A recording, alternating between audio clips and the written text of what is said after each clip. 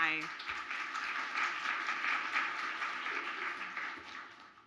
Hi, everybody. I'm Everest Pipkin. I'm an artist, a game developer, and a teacher. I use they, them pronouns for those of you who aren't close enough to see my sticker. In general, I make data-forward work that aims to kind of make an intimate internet or sort of lived-in spaces in digital culture. I'm going to show a few projects that are maybe less gamey, but are super relevant to what I'll be talking about today, although I do also spend a lot of my time making games. But what I want to show are just a few projects of my own before we kind of get talking about the abstract, wide sense of the world that have to do with sort of generative techniques from large data sets. This is a thing I think about a lot because I spend a lot of time on the internet. I think any of us that spend a lot of time on the internet interact with sort of the ways in which data gets composited and our own sort of data gets like compressed into sort of these spaces that then get cycled back out to us in the form of services and APIs. This is a book from 2015 called No People. It's a generative travelogue that uses the Google Street View API and image recognition software to kind of try to place these elements in these little snapshots from Street View, and then expands kind of the concepts of these returned phrases, and then assembles these little bits and fragments of text kind of from the Project Gutenberg corpus. The title, No People, is taken from this commonly returned image tag, which sort of points at this set of strategies that Google Street View often employs, actually, to ensure that sort of the captured world is unpeopled in those spaces, too. This is a much later project from this year called the Mushy Tile Set, which is a free asset pack of 824 neural network generated isometric tiles. You can get this on itch.io for free. You can use it in your projects. It's Creative Commons. And I sort of generated this project by running a neural network on tens of thousands of other Creative Commons tiles, including the work of a bunch of amazing contributors who are listed on that itch.io page. These are a series of zines, also generated via neural network by sort of training a very intensive upscaling algorithm on tiny YouTube thumbnails. So these are sort of upscaling these terrarium demo video thumbnails into these kind of impossible weird forests. And then this project, which is called I've Never Picked a Protected Flower, which was from December of last year, is a book of concrete Unicode poems. There's about 400 of them, assembled each time the program runs by a program written in Node.js. And these poems are constructed sort of out of forum post titles from the users of wordreference.com with sort of semantic grouping that like clumps these little bits and phrases from ConceptNet. So it sort of creates this flow through space, which are then embedded in these Unicode maps. So I wanted to show that stuff because I am talking today about the role of curation in sort of building generative textual systems. But first, before we get going in this, I do want to go over some brief terminology so we're all on the same page. This will probably be familiar to a lot of the people in this room because I'm guessing that there is a bunch of overlap between roguelike enthusiasm and generative text enthusiasm, but still so we're all at the level. A corpus. A corpus is a large body of text, written or spoken, on a particular subject, which is generally used for linguistic analysis or generating text from. It's kind of a linguist word. Corpus comes from the identical Latin word for body, and corpora is the plural of corpus. So when you say sort of corpora as medium, you're talking about bodies of text as a artistic medium. Generative text. What is that? Generative text is any process of creating written content without directly writing it. Often via a series of rules, an algorithm, that's all they are. Generative text can be computational, but it isn't necessarily. For instance, things like blackout poetry, where you sort of take a Sharpie to a newspaper, or Mad Libs, which we all played when we were kids, or fridge magnet poetry, analog cut-ups, the infinite monkey theorem, that idea where, you know, infinite number of monkeys typing on an infinite number of keyboards, whatever, to make Shakespeare. Alipo, Dadaist word games, etc. These are all examples of non-computational generative text. But these days, most folks who say generative text mean computers. Folks use generative text for a myriad of reasons. They're different project to project, but these can include sort of an increased capacity for surprise and emergent gameplay. Systems that can produce sort of novel ideas that humans can or do not, which is a thing I'm sure many of us have run into playing with sort of generative text and systems. Replayability, stories that you can sort of enter over and over again and have a different experience with. They make stories responsive and unique each time. And also, it's like hard to write things. It's hard to be a writer, and sometimes it's easier to make a piece of code that does that writing for you. There are some common examples of computer-based generative techniques. These are certainly not all of them. They span the gamut, and you can sort of make them up, and then there'll be a new one. But some common ones are sort of templates, which are basically ad-libs, mad-libs. Shuffled text, where you're just sort of chopping things up and putting it back together. Cut-ups techniques, which are quite similar, where you're sort of splitting things according to like a line break or a word break or a set parameter. Markov chains, which I'll talk about a little bit more on. Synonym replacement, where you're just sort of doing a dictionary scrub and like replacing individual nouns or words with synonyms. Sentiment analysis, where you're trying to sort of run text through an understanding of like, okay, is this a positive or a negative feeling? Like, how do I respond to that type of thing? Context-free grammars, again, I'll talk a little more about those, and neural networks, which are the hot thing in year of our Lord 2019. Template systems and context-free grammars often have hand-defined content inside of them, not always, but often. These often include things like a list of nouns or place names or like cool adjectives, things like this, right? Where you sort of have like, here's a list of conjunctions, and these can go inside of another sentence, and so we pick one randomly every time this person talks, and so they sort of sound like they're having natural speech. Or the thing on the right, which is a context-free grammar, where you sort of have these words which are arranged in a flow from one to the other. If you've used Tracery or Rita, you've probably used a context-free grammar before. Some systems like Markov chains and cut-ups operate on a body of input text, essentially sort of shuffling up and recombining small bits of that text in ways that might feel novel or new. This is the OG cut-up. This is To Make a Dadaist Poem from Tristan Tzara from 1920, which includes instructions in the form of a poem to sort of take a newspaper, take a pair of scissors, cut them all up. And there you are at the end, a writer, infinitely original and endowed with a sensibility that is charming, though beyond the understanding of the vulgar. It's like very choice. A Markov chain is a little different. It breaks text into states, which can be words or characters that can sort of flow into each other in new ways. So a way to think about this is you would say, if you were looking at a Markov chain that was looking at sort of like two deep words, you would say, okay, it was is followed by the best, which is followed by of times, but maybe later it was is followed by the age, and later it was followed by the epoch. So when you sort of go back to reshuffle it, when you say the word, the ingram it was, you can sort of follow it by either of those words, which is why you kind of get those shuffled texts that feel semi-grammatically coherent, but sometimes break down in really obvious ways. And even neural networks, maybe especially neural networks, which learn how language is structured and built to produce sort of new text via self-defined rules that it sort of makes as it's going along, relies really heavily on the text that it learns from. And I won't run through like a code side specifics of any of those examples, but the important thing to take away from this, if this is sort of new or just, you're like thinking about this now, is that even when techniques use a computer to generate text, text never comes from nowhere. Generative text comes from other text. We'll come back to this idea. But for now, our last term is curation. Curation, or curating, is the act of sort of gathering disparate materials and presenting them together in a way that tells a story, adds meaning, or creates a new mood or space. You can curate anything, of course, but very commonly, things that are curated are visual art, music, writing, digital content, scraps, ephemera, moving media, of course, games, film, things that end up in festivals or online spaces. Think about things, museums, books, other cultural spaces that gets gathered there.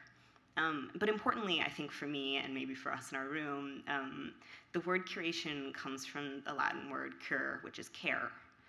And I'm not like a big word etymology person, despite being sort of a word nerd. But care is really important here, because the fundamental thing is to work with media that moves you. And you all know this, like you're probably making things because you care about them. That's why we make things in the world. But I'm not just talking about caring about the results of your work, right? The thing that you care about that you make from something. I'm also talking about the from something, right? The materiality that your work is actually made from. Picking the right source material, the material that feels right, is perhaps like the most important decision in generative text. And it's an abstract one, but it's important. In the instance of a hand-defined grammar, this sometimes happens automatically because you might be handwriting elements that go into this grammar. You know, you might be making a list of really interesting adjectives and you've assembled all your favorite words and you care about those words. And that is a thing of care inside of that system. Even with a Markov chain, the input text tends to be selected kind of specifically for that resultant feeling. This might, feel kind of random access, like you're like, oh, okay, I need, a bit of like dinosaur Wikipedia and like some bad jokes and like maybe an IKEA manual and like some alchemical language, and I'll just throw it all in there and we'll see what sort of comes out in these little phrases. But that it does sort of reflect a certain amount of choice and care. The more complicated a generative system gets, the farther its sort of resultant feeling, the farther its result sort of feels from it. And the more invisible that choice becomes. For instance, GPT-2, which is OpenAI's new, amazing language model, was trained on 10 million articles scraped from Reddit. And anything with more than 3 upvotes was sort of used to train this system. GPT-2 is very, very proficient. It's very powerful. It's kind of a remarkable generative scheme. It can produce sort of meaningful paragraphs of text from only a sentence or a title. For example, if I say that we are at a conference about roguelikes, it says like, oh, here's a bunch of stuff. Like, we're at a conference about roguelikes. I'm very surprised, et cetera, et cetera. And you can see in many ways, like, this is a pretty amazing scheme. I mean, for one, it knows that a roguelike is a game, which is not something maybe a random person on the street could tell you. It sort of makes a coherent set of paragraphs.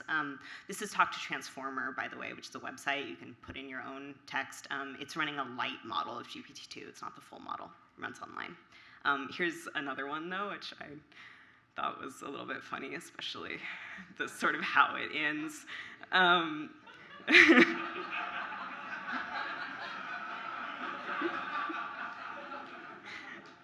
So you can kind of see how this is working, right? It's trained on articles. This is a press release. It knows a roguelike is game. It's like, what are other games that might be Indian quality? It's like, still punching up if it's Braid, right?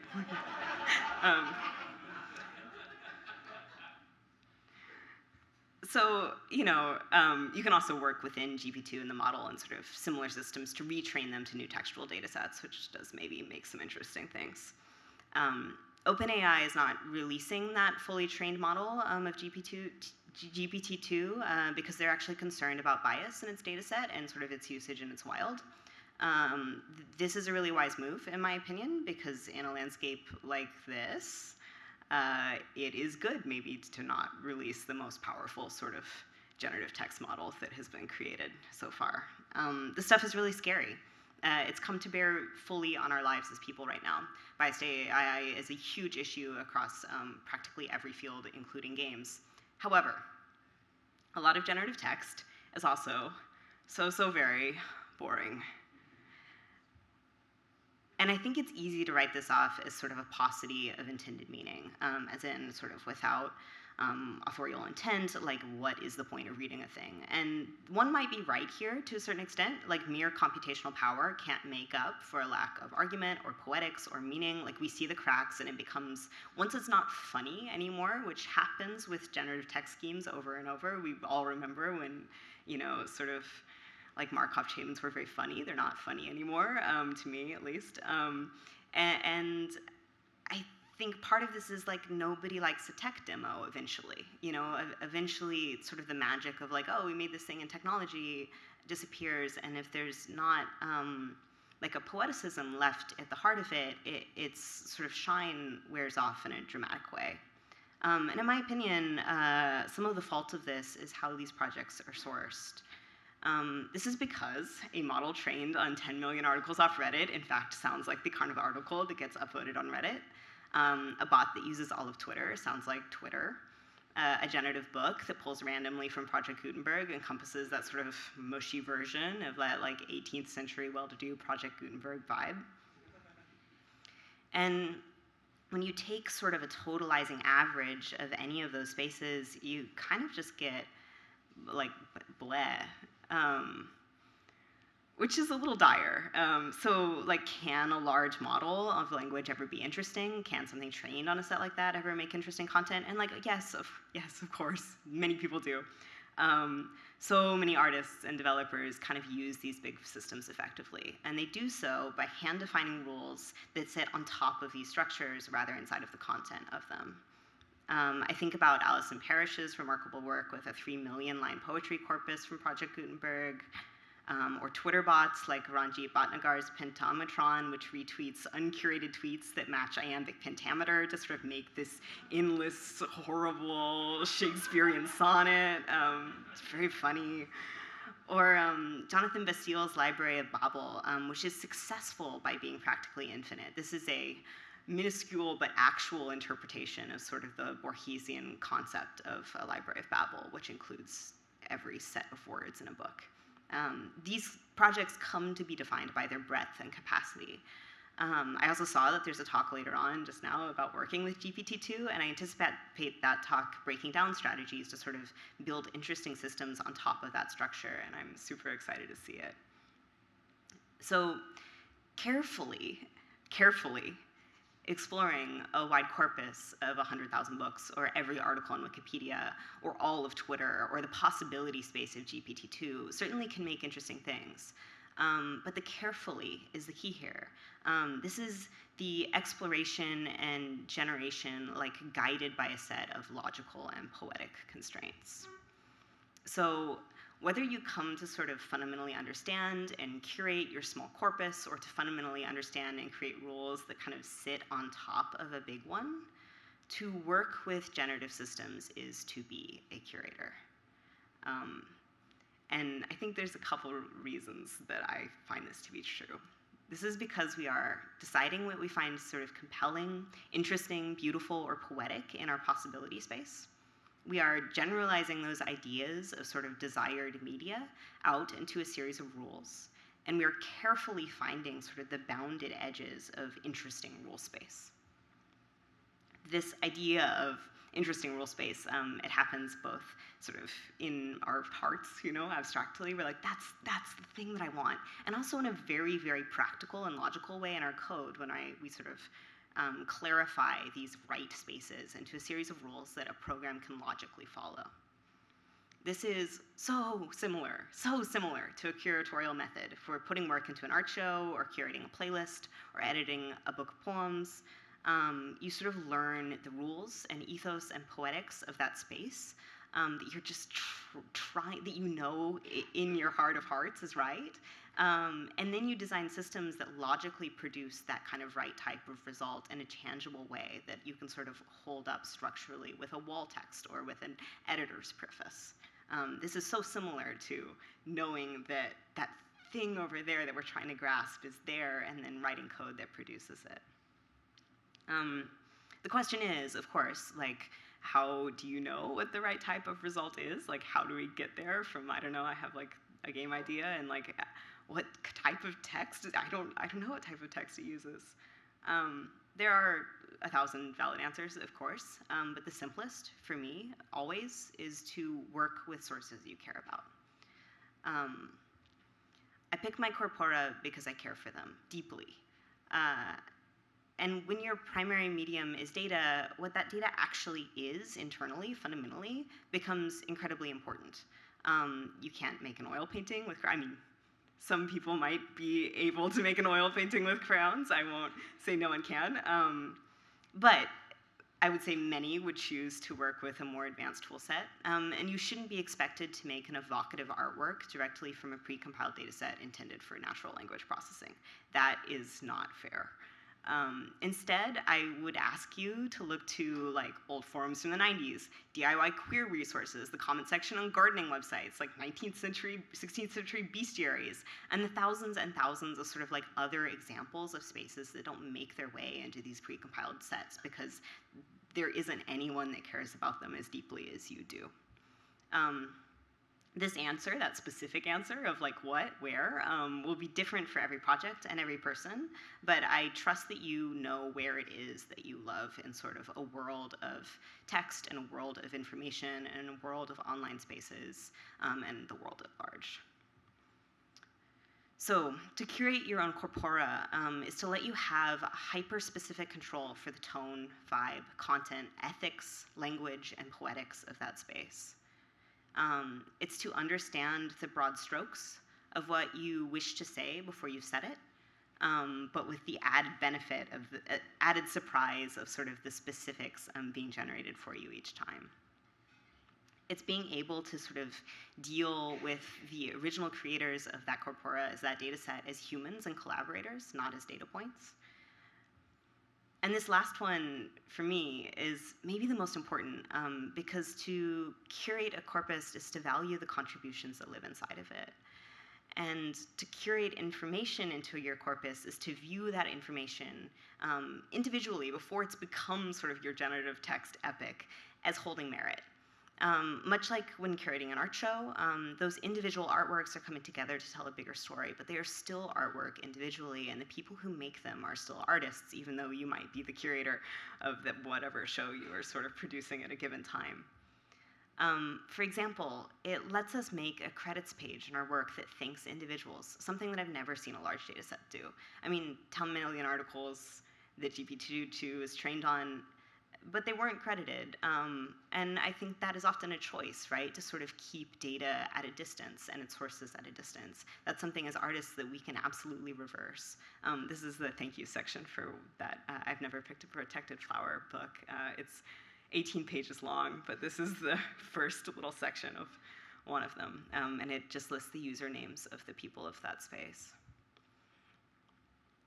To make our own specific corpora is to believe in the value of specificity and place, even if it's just a place on the internet, and to put sort of trust in one's own care for those things. It's to understand that the world in which you are working, it's to understand it enough to gather and build a thing that is stronger for being whole. So that's me. Thank you.